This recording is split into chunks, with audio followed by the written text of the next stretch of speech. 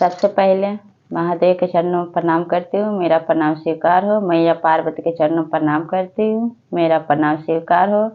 कार्तिक गणेश दोनों भैया के चरणों में प्रणाम करती हूँ, मेरा प्रणाम स्वीकार हो। आप सभी गुरु भाई बहन के चरणों में प्रणाम करती हूँ और महादेव से दया मांगती हूँ कि हे महादेव, सब पर दया कीजिए, पल पल दया कीजिए।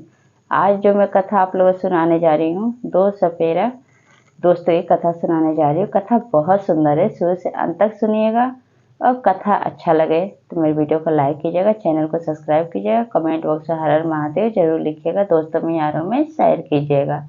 और आप लोग से हाथ जोड़ के निवेदन है कि आप कथा को शुरू से अंत तक सुनिएगा, क्योंकि आप कथा आधा अधूरा सुनते हैं, इसलिए पूरा सुने और महादेव का जो भी आपके मन में जो मनोकामना है सब महादेव पूरा करेंगे। तो चलिए ज़्यादा बात नहीं करते हुए कथा शुरू करती हूँ। एक गांव में धीरज और विजय नाम के दो दोस्त रहते थे। दोनों का काम था जंगल जाते, वहाँ पेटारी में सपेरे लेकर आते थे और उनको मार के उनका जहर निकाल के और दवा बनाने के लिए दवा खाने में दे देते थे। ऐसे उन लोग का गुजारा होता था, अपना परिवार ऐसे वो पालते थे, रोज का ऐसे काम था। धीरे धीरे समय बीतने लगा। बीतते बीतते कुछ दिन बीता। फिर एक दिन की बात है कि जो विजय था वो जंगल नहीं जाता है, उसको कोई काम पड़ जाता है तो वो जंगल नहीं जाता है।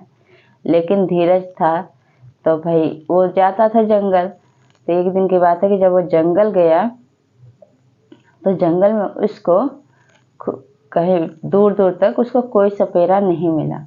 जब नहीं मिला तो चलते चलते चलते चलते एक जंगल में पहुंचा, जहाँ पे घना जंगल था। घना जंगल में देखता है खूब सुंदर सांप, चितकबरा पीले कलर का सांप था, बहुत सुंदर था, देखने में इतना सुंदर लग रहा था क्या बताओ। देख के धीरज एकदम से कहता है कि ऐसा सांप तो बहुत सुंदर है, अनोखा सांप है। फिर क्या करता है, वो उस सपेरे को पकड़ लेता है, सांप को। जब पकड़ लेता है, पकड़ के पेठारी में बंद करके जैसे लेके चला आता है तो फिर एक नाग की आवाज़ आता है वहाँ पे, इच्छाधारी नाग जो था। तो कहता है कि ए, तुम मेरे बेटे को कहाँ लेकर जा रहे हो। ये बात सुन के उस जंगल में धीरज एकदम से आश्चर्य में पड़ जाता है। कहता है कि आखिर ये कौन इंसान है जो इस जंगल में ऐसे बात कर रहा है। फिर क्या देखता है कि एक सपेरा आके उसके सामने खड़ा हो जाता है। डर के मारे धीरज पीछे हो थोड़ी दूर पे जाके खड़ा हो जाता है। तो सपेरा क्या करता है, देखता है कि वो आधा इंसान बना रहता है, आधा सांप बना रहता है। कहता है कि तुम मेरे बेटे को कहाँ लेकर जा रहे हो, बताओ तुमको क्या चाहिए। सपेरा कहता है तुम मुझे क्या दे सकते हो, तुम तो खुद एक सांप हो। तो कहता है सांप कि मैं कोई ऐसा वैसा सांप नहीं हूँ, मैं एक इच्छाधारी था सांप हूँ, जो तुम्हें चाहिए वो तुम मेरे से ले लो और तुम मेरे बेटे को छोड़ दो, जिसको तुम पेटारी में बंद करके रखे हो, जिस सांप को मेरा बेटा है। तो धीरज कहता है कि मैं तुम्हारे बेटे को लेकर जाना नहीं चाहता हूँ, मुझे अपने परिवार का पेट पालने के लिए मजबूरी में सांप पकड़ना पड़ता है और उसका जहर निकालना पड़ता है, और जहर निकाल के उस सांप को दवाई निकालने के लिए दवाई की कंपनी में सांप को देना पड़ता है। तो कहता है जो इच्छाधारी नाग होता है, तो कहता है उससे कि अगर तुम्हारे पास है इतना धन दौलत, मुझे क्या चाहिए, मुझे धन दौलत चाहिए, क्योंकि मैं मजबूरी में करता हूँ। इतना दे दो धन दौलत कि मैं ये काम करूँ ही नहीं।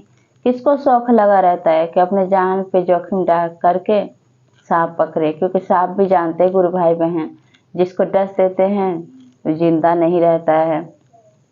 इतना बात जब इच्छाधारी नाग सुनता है तो कहता है, क्या करता है कि अपनी शक्ति से, उसके पास नाग मरी रहता है, तो अपनी शक्ति से क्या करता है कि एक कलश भरा हुआ सोना चांदी हीरा मोती से भरा हुआ उस धीरज को दे देता है और कहता है कि तुम मेरे बेटे को छोड़ दो। और वो कलश लेके वो पेठारी में जिसमें उस नाग के बेटे को बंद करके रखा रहता है उसमें से छोड़ देता है। तो अपने बेटे को लेकर वहाँ से चला जाता है।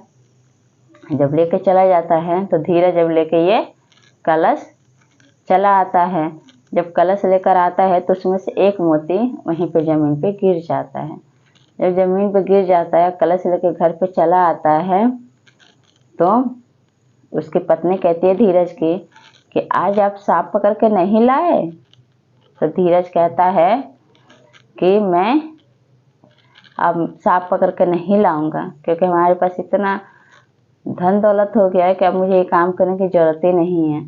अब उसका जो दोस्त था विजय, वो एक दिन के बाद घूमते घूमते उसी जंगल में पहुंचता है तो क्या देखता है कि एक मोती गिरा हुआ है, बहुत चमकीला मोती है।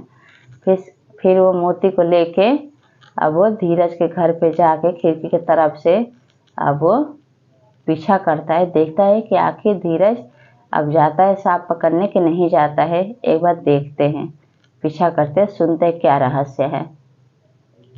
फिर वो कहता है धीरज अपनी पत्नी से कि नहीं, मुझे एक जंगल में मैं एक सांप पकड़ा था, पेटारी में बंद किया था, तो उसका पिताजी जो थे इच्छाधारी नाग, वो कह रहे मेरे बेटे को कहाँ लेके जा रहे हो, तो तुम्हें जो चीज़ चाहिए वो मैं तुम्हें दूंगा, तुम मेरे बेटे को छोड़ दो। तो मैं पूछा था कि आप मेरे लिए क्या कर सकते हैं, क्या दे सकते हैं, आप तो खुद ही एक सांप है। तो नाग कह रहा है कि मुझे तुम हल्के में ले रहे हो, मैं कोई ऐसा वैसा इंसान नहीं हूँ, मैं इच्छाधारी नाग हूँ, तुम्हें जो चीज़ चाहिए तुम बोलो। तो वही बताया था धीरज अपनी पत्नी से कि मैं बोला कि पेट के जरे हुए ही मैं सांप पकड़ता हूँ, उसका जहर निकाल के दवाई बनाने के लिए कंपनी में देता हूँ, दवा खाने में देता हूँ ताकि दवाई बने और ढेर सारे मरीज़ उससे ठीक हो जाए। मजबूरी में देता हूँ, पेट पालना होता है अपने परिवार को, इस वजह से। अब वो क्या करता है, नाग देता है, तब ये सारी कहानी वो अपनी पत्नी से बताता है।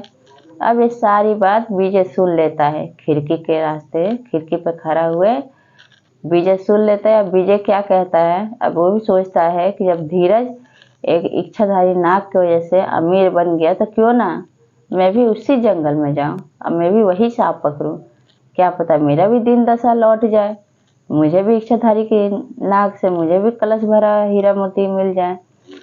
इसीलिए गुरु भाई बहन, कोई भी इंसान कुछ भी करे उस तरह देख के काम नहीं करना चाहिए। जिसके किसी में जितना मिलना होता है उतना ही मिलता है। फिर विजय क्या करता है, चला जाता है। जब जाता है तो क्या देखता है कि वो उसका जो पिताजी थे, इच्छाधारी नाग जो था, तो उसका लड़का वहीं पे घूम रहा था, उसको पकड़ लेता है। पकड़ के पेटारी में जैसे बंद करने जाता है तब तक उसके पिताजी आ जाते हैं, कहीं घूमने गए होते हैं, उसी समय आ जाते हैं और लगते हैं विजय को दौड़ाने। इस तरह से जब दौड़ाने लगते तो उसके हाथ से पेटारी गिर जाता है और उसका लड़का जो है डस लेता है इसको। जब डस लेता है तब ये भागते भागते जान बचाने के चलते कि दोनों बेटा और उसके पिताजी दोनों सांप अब ये विजय के पीछे पड़ जाते हैं काटने के लिए। दौड़ाते दौड़ाते इसको ये अपने घर तक पहुंच जाता है। जब घर तक पहुंच जाता है तो अब विजय लगता है माफ़ी मांगने, कहता है कि जान बचे तो लाखों उपाय, कहता है कि मुझे माफ़ कर दो इच्छाधारी नाग, तो मुझे माफ़ कर दो, मुझे कोई धन दौलत नहीं चाहिए, मुझे कुछ मत दो, बस मेरी जान बख्श दो। तो माफ़ी मांगता है और महादेव से कहता है कि हे महादेव, आप मेरी जान बचा लो, इस दोनों नाग को इसका मति बदल दो। फिर महादेव का दया बरसता है उस विजय पे और विजय का जान जो है बच जाता है और नाग और उसका लड़का दोनों अपने घर चले, फिर उसी जंगल में चले जाते हैं और सही से रहने लगते हैं। तो इसीलिए गुरु भाई बहन, ज़्यादा लालच बुरी बला होता है।